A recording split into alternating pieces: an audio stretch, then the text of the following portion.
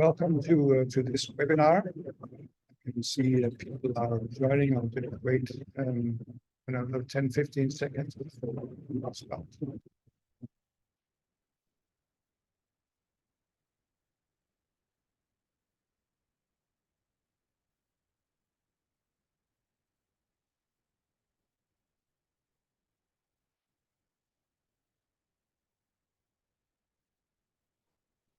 Okay, I can see we already have many participants now, so I think we'll kick off. I will say hello and welcome to today's webinar of the world, our anti-obesity therapeutics transforming the global health landscape for good. My name is Henrik Sellers, and I'm the host of the meeting today. I'm professor at the University of Copenhagen and the chief medical officer here at Airfinity. For those who don't know us, we are a disease forecasting company. We track, predict, and simulate populations in real time to inform decisions that can increase the global lifespan.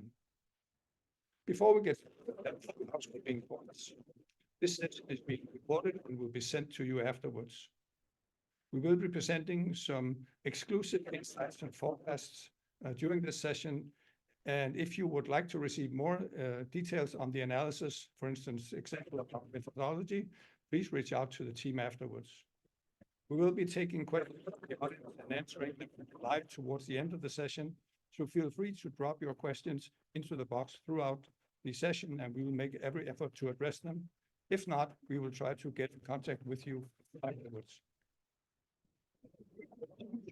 That we are and presenting brand new insights on the obesity drug market today. We have Senior Director of Cardiometabolic Diseases, Dr. Pascal Bushen, and Senior Analyst and Obesity Lead, Dr. Simon Wells. Dr. Bushen is a Rhodes Scholar and former Novo Nordisk Star Research Fellow at the University of Organic Chemistry and Wellcome Center for Human Genetics at the University of Oxford. Prior to joining Airfinity, Bhaskar spent over a decade developing drugs to study the biology of diabetes, cardiovascular disease, and the epigenetic response. It's the University of Oxford. Dr. Wells has more than 10 years' experience in the cardiometabolic disease space and holds a jointly awarded PhD from the Department of Physiology, University of Melbourne, and University of Birmingham. During his time, he studied the cellular mechanisms linking obesity and atrial fibrillation risk, followed by a postdoc position at the William Harvey Heart Centre, London, elucidating mechanisms of heart failure and diabetes to identify potential novel treatment pathways. Now at Airfinity, he leads the development for obesity-focused expert team to further evaluate these insights. And finally, a few words to myself. I come from the cardiovascular space. I was head of the vascular department at Rick's Hospital for 20 years. Professor of vascular disease at the University of Copenhagen. I've held several leading positions in international scientific societies and been with Airfinity the last 20 years. Today with us, we also have two esteemed guests for our discussion, Mads Tang Christensen and Claus Lang of Roos. Mads is an experienced corporate vice president with a demonstrated history of working in the pharmaceuticals industry and biotech with strong background in obesity, liver, diabetes, and related metabolic disorders. Skilled in preclinical research to market CRO management.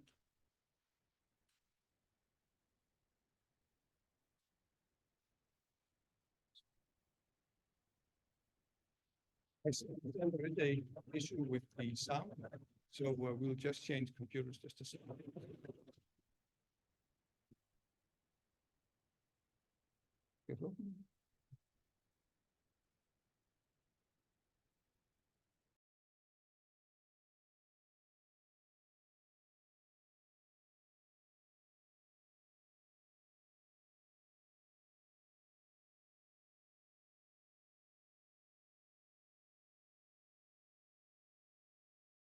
Of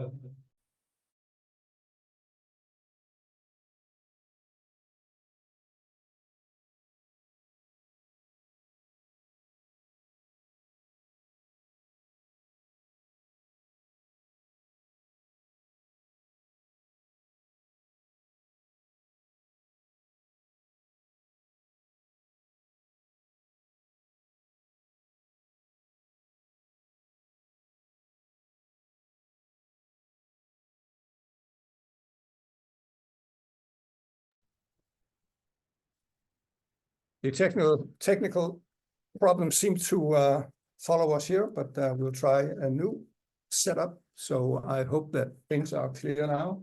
And I apologize to Mads for this interrupted introduction.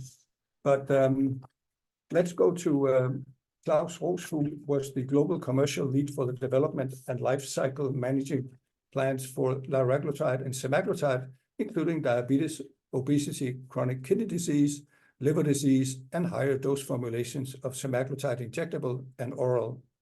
He led the global launches of Ozempic and Rybelsus and established external commercial partnerships for semaglutide.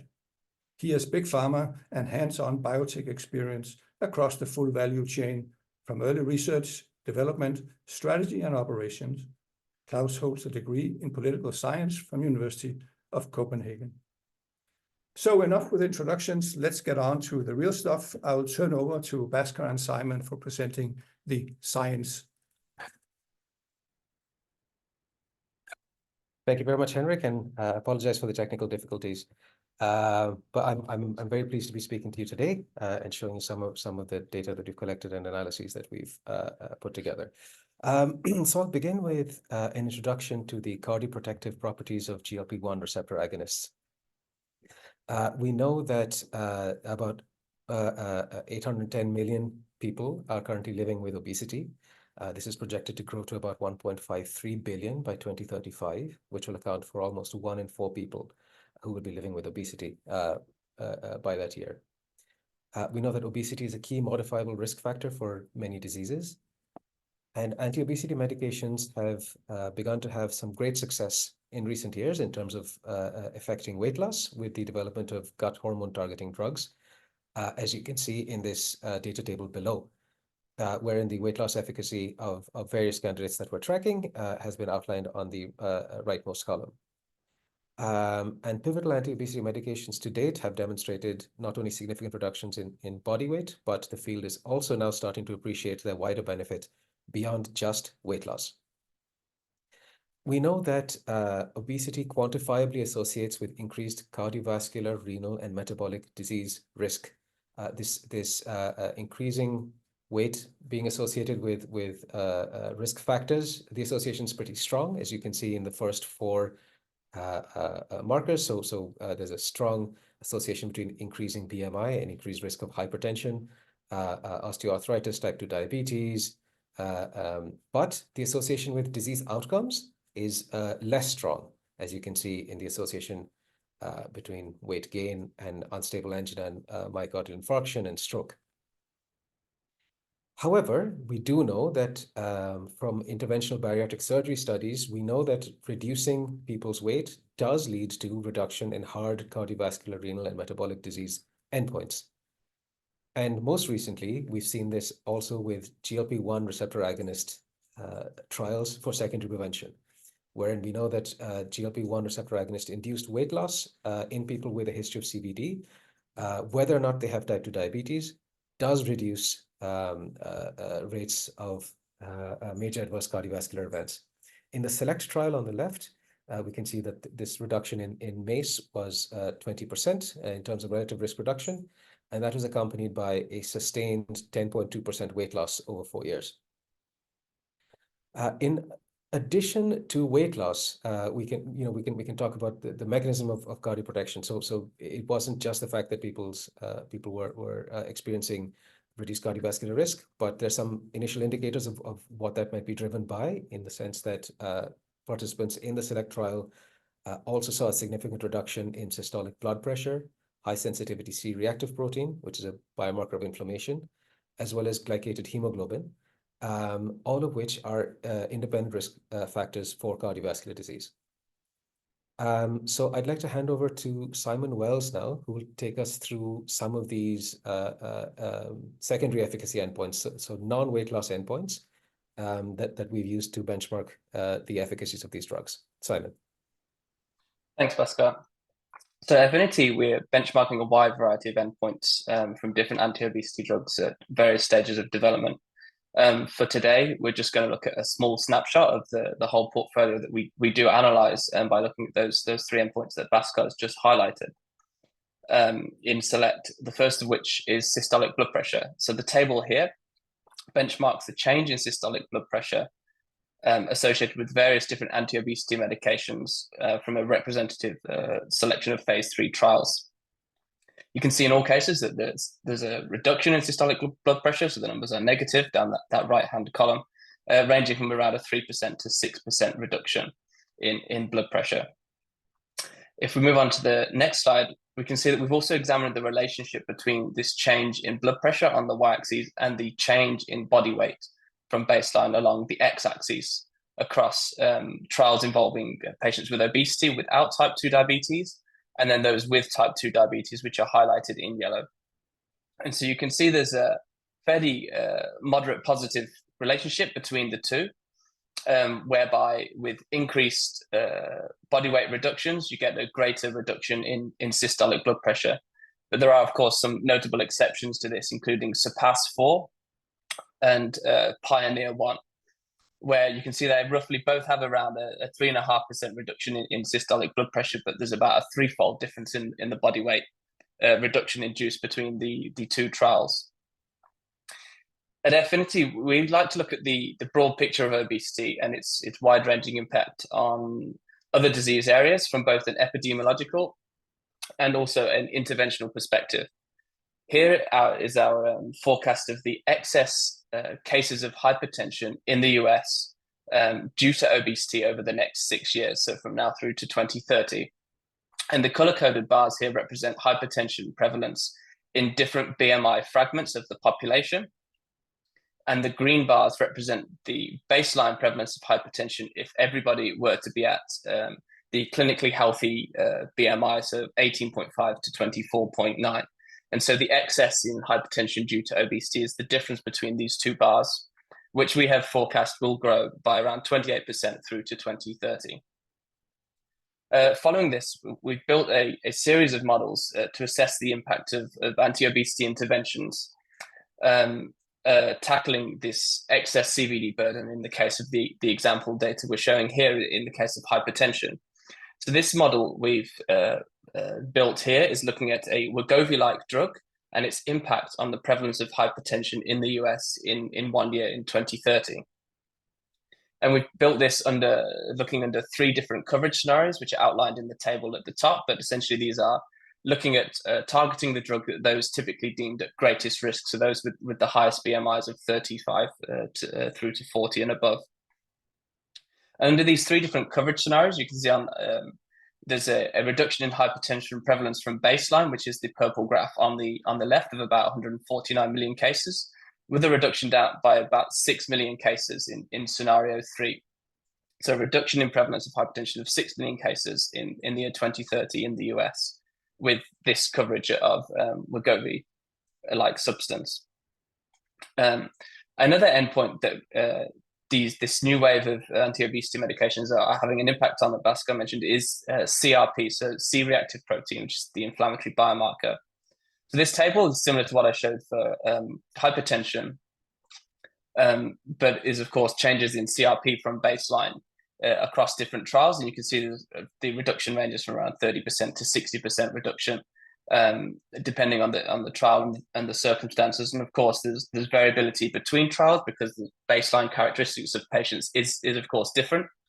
And there's also variability in the types of drugs patients were using at baseline too. So for example, in SELECT, lots of patients, well over 80%, were on statins at baseline. So of course, the effect that we're seeing on CRP here is on top of wide use of statin therapy. So that's an additional benefit in a secondary prevention trial. And of course, this benefit on CRP has been noted, and it has led to trials ongoing in investigating the impact of these drugs in Alzheimer's and Parkinson's disease too. So looking at the broader benefit. But we've also examined the relationship between CRP changes and body weight. As you can see on here, body weight again on the x-axis, CRP on the y. And again, there's a fairly positive association between the trials, whereby increasing amounts of body weight loss leads to greater reductions in the inflammation or in the CRP biomarker. The final non-weight loss endpoint that I'm going to talk about today is HbA1c, or glycated hemoglobin. This table looks at changes in HbA1c from trials not involving patients with obesity. So you can see, again, there are reductions in the variation in the reductions in CRP seen, but these data are important because lots of the patients in these trials were pre-diabetic. So this is showing, these are patients regressing from developing into hyperglycemia and going on to develop type 2 diabetes. And they're gaining back to a degree of normal glycemia. And the table below looks at patients with type 2 diabetes. And you can see, obviously, these numbers, these reductions in HbA1c are numerically a lot higher, as you might expect. And so we've analyzed, again, this relationship between body weight and changes in HbA1c. And we've done this separately for the two populations. Those in black at the top are trials without type 2 diabetes patients included, and those in the bottom in the yellow are patients inclusive of type 2 diabetes. You can see there's a very clear separation between the two. And the association between weight and HbA1c is very weak in trials without type 2 diabetes patients. But the relationship is about twice as strong, or at least the R squared is, in patients with type 2 diabetes. So again, they're greater weight loss associating with a bigger reduction on that endpoint. So I will leave it there for the analysis of non-weight loss endpoints and hand back over to Bhaskar, who will bring in a little bit additional data about weight loss quality and summarize this before our discussion session at the end. So back to you, Bhaskar. Thank you very much, Simon. So let's talk a little bit about quality of weight loss. Because there's been a lot of growing attention on weight loss efficacy of novel anti-obesity therapeutics, this is accompanied by concerns over sarcopenia, which is muscle loss, and malnutrition because people are simply eating less. And as you can see from the data graph below, from STEP 1 and SURMOUNT-1, the weight loss induced by semaglutide and tirzepatide treatment, while it is primarily fat loss, there is also a significant degree of lean mass loss as well, as you can see in these graphs here. Notably, the fat loss is greater than the lean mass loss with these drugs, which means that the participant body composition is improving overall as the ratio of lean mass to total body mass goes up and the ratio of fat mass to total body mass goes down. Nevertheless, there are ongoing efforts to both understand weight loss pathways, which may have differential impacts on lean mass loss, as well as the development of therapies that either stop this loss of lean mass or ideally increase lean mass during treatment. For example, co-treatment of incretin receptor agonists with treatments like myostatin inhibitors. And the reason I mention this is because there's a lot of attention now on the quality of weight loss and body weight composition. So there are 16 phase 3 and phase 4 clinical trials yet to report primary completion, which are investigating these weight loss quality endpoints, and 18 trials in phase 2. If you'd like to know more about what these are, please do get in touch a little bit later. But before I hand over, I do want to quickly mention some data that was presented last week at the ECO Congress, and why we think this is important to bring into the discussion today. So we've seen that the impact of anti-obesity medications on blood pressure, high sensitivity C-reactive protein, and HbA1c appears to be somewhat moderately correlated with magnitude of weight loss with an R-square of about 0.7. However, Deanfield et al., there was a presentation at ECO where they showed a secondary analysis from the SELECT trial showing that the cardiovascular benefit with semaglutide was largely independent of weight loss. And I'll draw your attention to these bottom two event curves here, which are overlapping. And these are the event curves for people who either lost more than 5% of their body weight on treatment with semaglutide and people who lost less than 5% of their body weight on treatment with semaglutide. We don't have data on treatment blood pressure, CRP, and HbA1c between subgroups in SELECT, but it does ask the question, what is the primary mechanism driving this benefit? Could this cardiovascular benefit be mediated by other mechanisms that are independent of magnitude of weight loss, like increased plaque stability and decreased platelet aggregation as seen in animal models? And several other questions still remain. Can you estimate cardiovascular risk reduction efficacy by looking at weight loss efficacy? The data that Deanfield has presented suggests that you can't. which means that anticipated upcoming data with tirzepatide, survodutide, etc., we can't necessarily rely on superior weight loss efficacy relative to semaglutide when forecasting the eventual cardiovascular benefit. Consequently, do weight and BMI goals actually make sense in patient treatment if the cardiovascular benefit is equivalent no matter how much weight people lose? Is BMI analogous to LDL-C, which is a factor that you can modify to reduce cardiovascular risk?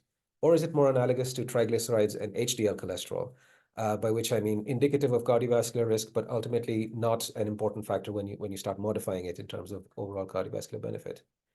What is the mechanism of action primarily by which anti-obesity medications reduce cardiovascular risk? And does quality of weight loss matter at all in terms of reducing CV risk? If at the end of the day, the SELECT trial was positive and people saw a loss of muscle as well as fat. Another way to say this is, will efforts to mitigate lean mass loss actually translate into superior cardiovascular benefit going forward? And so far, the weight loss market has been significantly consumer driven. And how much does any of this actually influence a consumer in terms of how this might affect the obesity market in the future? Because these questions have considerable impacts for the future of this space, what I would like to do is pass this back to Professor Henrik Sillessen, where he'll kick off the discussion with our esteemed guests, Mads Stein Christensen and Klaus Langhoff-Roos. Please don't forget to drop any questions you have in the Q&A box, and we will get to them as we go through the fireside chat. Henrik. Thank you very much, Bhaskar and Simon, for these excellent new insights. So much attention has been towards how great a percentage of weight loss a drug can achieve, and that seems to be the highest important factor when you read at least newspapers and some scientific journals. But today we have shown you that other important factors, not least if you're a doctor and come from a perspective of wanting to prevent severe disease outcomes, but a lot of interesting factors can be modified when you treat obesity. So we have seen today that hypertension, glycemic control, markers of inflammation, and even lean muscle mass and cardiovascular endpoints being affected.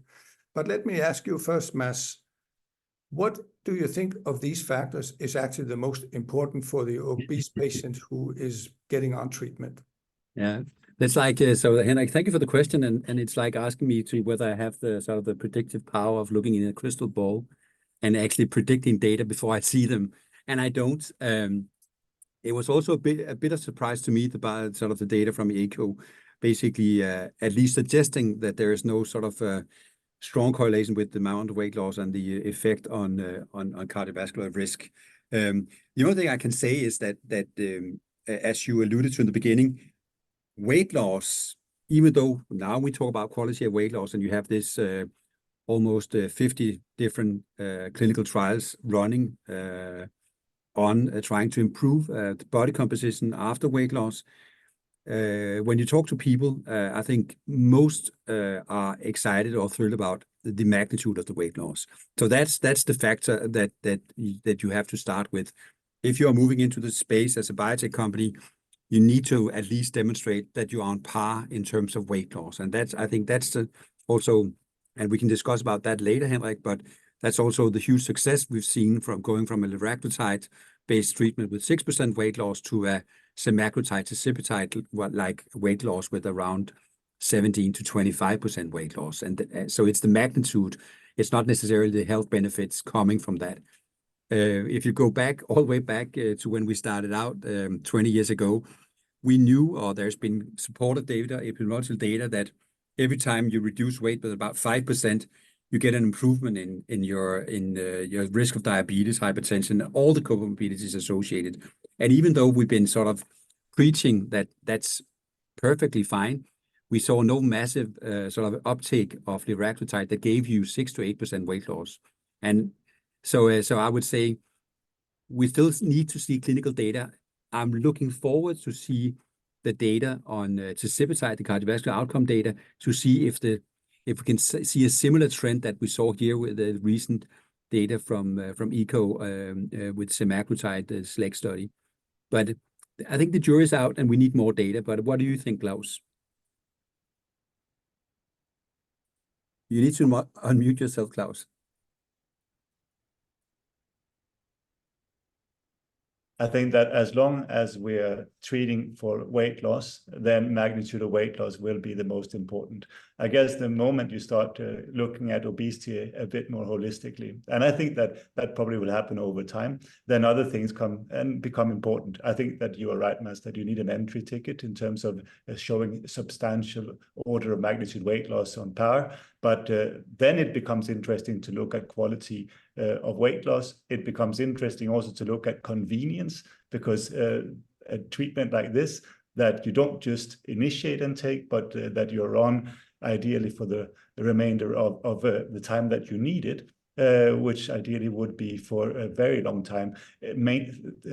Convenience matters a lot. So that's the second thing I think that will matter. A third thing that will matter, and I'm almost stealing your thunder here, Mads, is that, of course, if you're able to go in and treat the underlying condition one way or the other, and get targeting towards the I guess, food brain, that is some people define as their feeling of struggling with weight, then of course you get to a completely new set of opportunities where you might not have to look at order of magnitude of weight loss, but the ability to sustain a change in it. So those, I think, are three new parameters beyond the weight loss itself. So quality of weight loss, the convenience, and lastly, if you're able to treat the underlying condition in a disease-modifying way, then you might be able to get away with a less weight loss as such, but if it's sustained.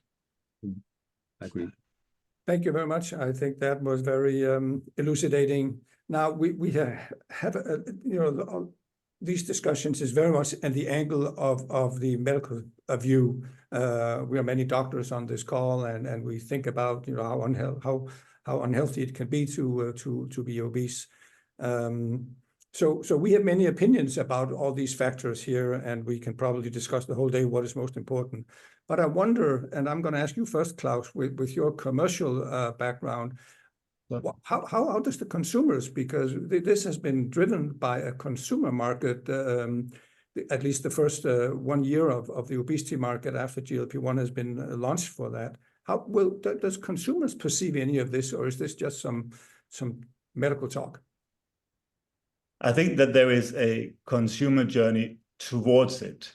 So some of the physicians I speak to that treat, one of them really summed up their experience quite succinctly in saying that, well, a GLP-1 treatment journey, a good one, starts with looking better, subsequently feeling better, and after that being better. And by that, first of all, there's positive reinforcement in shedding weight if you have been struggling with it for a long time, and your near and dear ones say, hey, this is really working for you. I can see the difference. That's the first experience of success from an emotional perspective. Then subsequently, feeling better, maybe being less bothered by hips or knees or just weight in general, and being able to do things that you were struggling with before is a second emotional step, if you will. The third one that some of the successful stories speak of is then coming down to your doctor and seeing that the biomarkers that you just alluded to before, the hypertension, the glucose, even kidney values and liver values, if they have improved, then of course you start seeing health benefits as a patient, and you see that there is more just beyond the weight loss in this. And of course, the icing on the cake is if you're able to start taking medication off. And that can be a real success experience, if you will, that some of the underlying comorbidities that you've been treating, you're able to take medication off of that. I don't think that happens often in a medical reality at all. It's starting to happen now in the obesity realm, if you will. Now, this, of course, is like success stories with dedicated physicians that really care about obesity and really have a tremendous patient interaction where you can have this consumer journey, if you will. But I think it's fair to say that the consumer landscape of obesity looks wildly dispersed and different. So you have many different consumers with many different preferences, if you will. And I can just think of at least 3 off the top of my head. One is those that really are going after a substantial, massive weight loss, who care less about the comorbidities that you just spoke about. Another one which says, look, I would like to lose some weight, but I really care about being healthy. And maybe a third one which says, I care more about the way I look. This can help me look more in a way that I feel comfortable with. So those are 3 different, I guess, consumer segments that would have very different responses to whether it matters that you have improved cardiovascular outcomes, for example. Some will, some won't. And So- I think it's just to follow up on that. It's also quite amazing that you are in a situation now. We've talked a lot about this, that obesity or people living with obesity, it's one of the diagnoses that are easiest to pose by any physician, even though they are not medically super trained. That's actually something that you can quite easily detect. And that's also why I think it's important what Claus is saying, that in contrast to many other chronic diseases, you can see an immediate reaction in the mirror once you start on these. And that's also why this, when we talk about the magic number 15%, if you hit that with your weight loss drug, then it's sort of matching what the patient perceives as successful. Mind you, most of the people living with obesity have been on weight loss journeys before, meaning dietary regimens, and basically been a sort of a victim to weight cycling for decades. And that's probably also why you saw sort of a less take up by liraglutide, because it's probably very easy for people living with obesity to shed 6 to 8%. It's harder to keep it off, but 6 to 8% will never be viewed as a huge success, but 15% apparently does. And that's why you saw this basically tectonic shift from a pharma market to a consumer market that you were talking about, Claus. But it's interesting to see and interesting to follow. So right now, there's only a few drugs on the market which are quite similar, but there's a number of different drug classes and combination drugs being developed. And I presume that it would be, quite obvious that there will be differences in some of the benefits on comorbidities among these drugs if it's not only related to weight, which it seems. So will it ever be a selection criteria for treatment if these benefits are different among different groups, or will we still all be looking at price and degree of weight loss? That's a super good question, Henrik. I don't have again the crystal ball, but I think it's also very important to say that when we talk about an average weight loss of 15%, that's always what we call normal distributed. There are patients where and Claus have told me about these success stories several times, patients that on semaglutide or tirzepatide loses 35 to 40% on a standard sort of regimen, whereas other patients come in and only see a modest weight loss around 5%. So we still have a subgroup of patients, maybe when you say maybe 5 to 15%, that do not respond to these GLP-1 based therapies. And as Bhaskar alluded to, that we in 2035 will see 1.5 billion people, and just 15% of 1.5 billion, I can't do the math, but it's around 200 million patients. So it's a substantial amount of people that are not being helped with the current therapies. So when you ask about, will we see what kind of new offerings do we need to have? We need to have something that is not GLP-1 based if we just talk strictly about the weight loss. So there's a lot of excitement about the new amylin classes because it's a different sort of non-insulin stimulating principle that drives down weight. So that's super interesting. But at the end of the day, if we are talking, and that's also what would be interesting to get into a little bit, Henrik, talking about health versus weight loss. What we are sort of, Claus and I have been discussing for the last 5 years is how could we sort of merge the two? So when we talk about weight loss, we talk about health benefits instead of pure weight loss. And I think that's where we need to go if we are to make an impact also on a societal level. So it's not about the weight loss, it's about the health benefits from losing weight. And actually, I think that was a very good transition out of this area, which we could talk about for hours probably. But let's take a step back and look a little bit at the market. As we said initially, that so far everything that has been produced has been sold to what has been termed a consumer market, which is totally opposite what we normally see, at least in cardiovascular and metabolic medicine, where doctors think that patients or people need prescriptions for something to improve their health. This has been opposite, that people have read about or learned about. Here's a new drug class that can help me with my obesity, and then requested a prescription from their doctor. So this is how everything that is produced seems to be sold under these circumstances right now. And I'm just wondering, when will we see not a takeover, but let's say just at least a substantial amount of drugs being prescribed for health reasons by doctors, and coming a little bit back to the normal situation where doctors prescribe drugs to improve patients' health. Klaus, what about you? I'm not sure that will happen, to be honest. And in a way, I kind of hopefully it will continue to be a consumer-driven therapeutic field, because in a way, I guess it's good if people care more about their health than you having to care about your patient's health. That's really nice. That being said, I think that there is a huge difference between initiation of a medicine and maintenance of a medicine in obesity. And here is where I think that the big shift will come. Initiation likely to continue to be consumer driven, but maintenance, there you need all the caregivers you can think of, be they doctors, nurses, psychologists, apps, or even friends and family, or Amazon for that matter, to help patients stay on the drugs and feel motivated to stay on the drugs.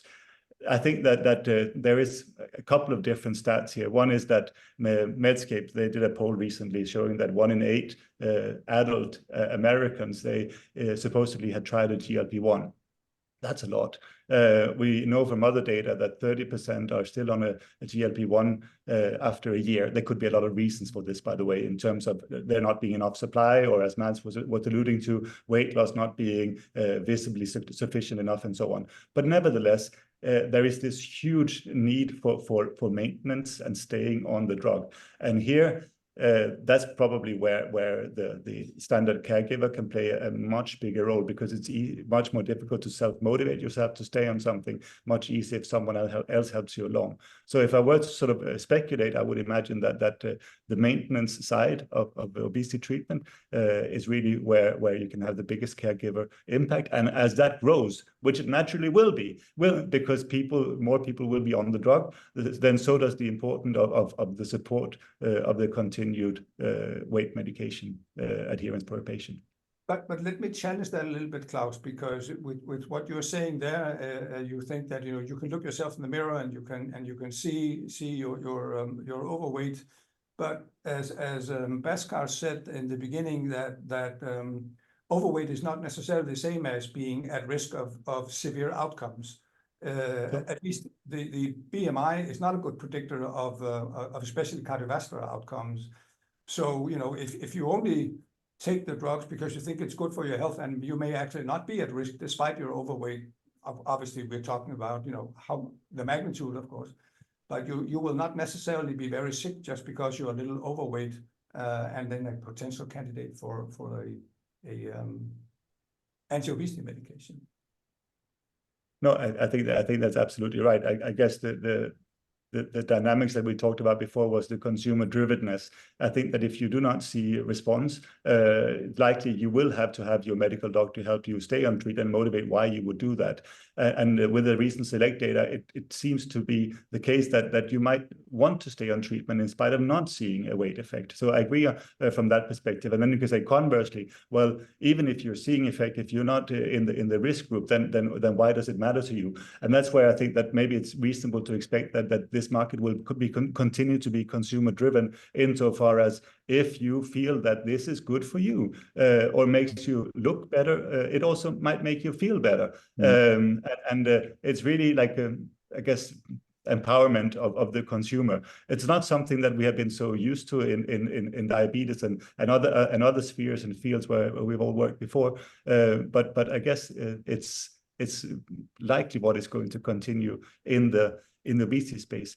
And I think that one thing that might make it even more interesting, or really make it more consumer driven than anything, is if the oral agents that are being developed right now in small molecules, if they become OTC, so over the counter, and do not need a medical prescription. And this is, of course, quite likely to happen because anti-obesity medications are already over the counter. The problem has been so far that they have not been effective. If you have effective over-the-counter medications, then, of course, the dynamic shifts tremendously towards a consumer dynamic. And maybe we'll see even different players enter the field in that case. You can imagine some of the big tech giants that are experts at nudging and helping you stay with a specific behavior might be well suited to enter in that space. So you could imagine the Amazons and the Apples of the world taking an interest in this.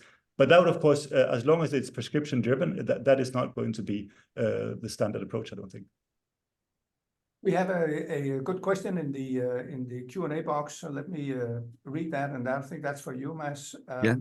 If we have a highly effective weight loss drugs available in the future, will MASH still be an epidemiological relevant question, or do we have to have a closer look at the weight loss drugs first? I think it's a super valid point, and obviously we are talking about the liver's ability to self-heal. I think for me it's essential to say that especially for NASH and MASH, you can say that there are several things wrong here. Obviously, there's the steatosis, but the most sort of the detrimental effect is actually the fibrosis that do occur in the later stage of NASH and MASH. But one thing is certain is that you need to treat the underlying metabolic derangement.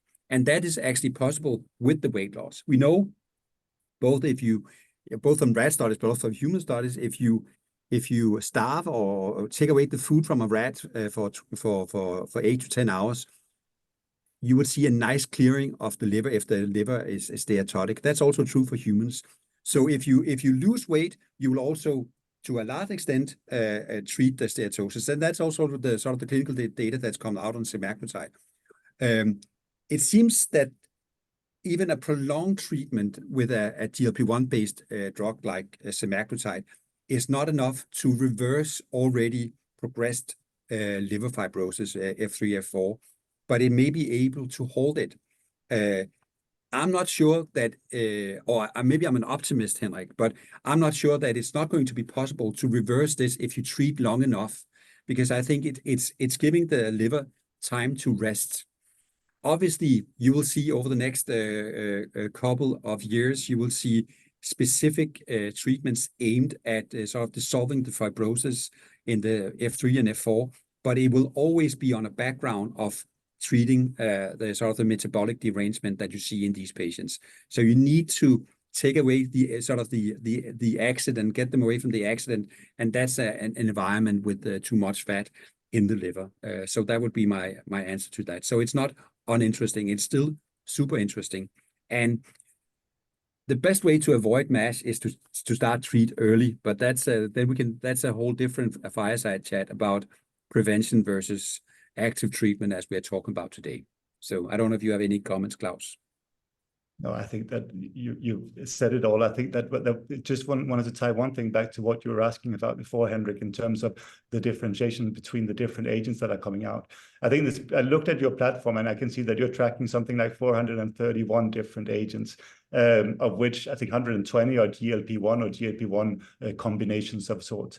And clearly some, based on the variety that we looked at now, will be better at addressing MASH than others. And it'll be interesting how the medical field, back to your question about where the medical field makes a difference here, is starting to rank order which are the combinations that actually show benefit in MASH, for example. And that will likely be the recommended agent for MASH. So there's plenty of differentiation to be taking place here within the space among the different agents. That being said, so that I think is just a general comment on differentiation of agents also treating MASH, but also the subsequent outcome studies that are otherwise coming in chronic kidney failure as well as CVD. I can see time is running, but I do have one burning issue that we haven't touched upon, and I think that a lot of us had never foreseen that we are seeing a success that is so big that the pharma cannot follow up with the production. And I think we also learned that you can make a plan to build a factory, but the production doesn't go up the next day or the next week or the next year maybe. So I'm just wondering if they're in the pipeline of these different drug classes. Is there being developed drugs that are easier to produce, where the production can easily be adapted to the need, rather than GLP-1 as we see it right now? And that's probably for you, Mads. It's I'm getting all the hard questions, and Claus can just sit back. I think that's not fair, Henrik, but I think right as the world is turning right now, where it's GLP-1 based, you will still have the production issue, and Claus can speak more to that. Because it will be either semi-synthetic or in yeast as novo semaglutide. So it will be a question of scalability. Whether we can expect that the small molecules will get us to a point where we can produce at larger scale quicker, I don't know. But one thing I do hope is actually that the new modes of actions that will come in, that is not GLP-1 based, may be able to offer something, even smaller molecules or smaller peptides that are easier to produce and to scale for sort of a worldwide consumption. I think that's where we need to look if we talk about scalability, because obviously I think the numbers are around 3 or 4 million patients that are currently being treated with GLP-1s, or it's actually a little bit less, I believe, but. And if you sort of multiply that by 250, that's a lot of factories that we need to build in order to meet that demand. So we need to get smarter somehow. And obviously, facing a challenge like this, I think that production will also get smarter. But it is an issue, and it is something. So coming with a highly difficult novel mode of action that is hard to produce, that would be a challenge to get interest from big pharma, because they know they need to produce at scale. Thank you very much. I think we're actually a few minutes over time, and I think we do need to respect that people have signed up for something that they thought was over now. So I would like to thank, first of all, our guest panelists, Claus Langhoff and Mads Tang Christensen, and of course, Simon and Bhaskar. And thank you everybody for listening. Be aware that you will receive the recording, and if you have any questions, please get into contact with us, and thank you very much for signing up.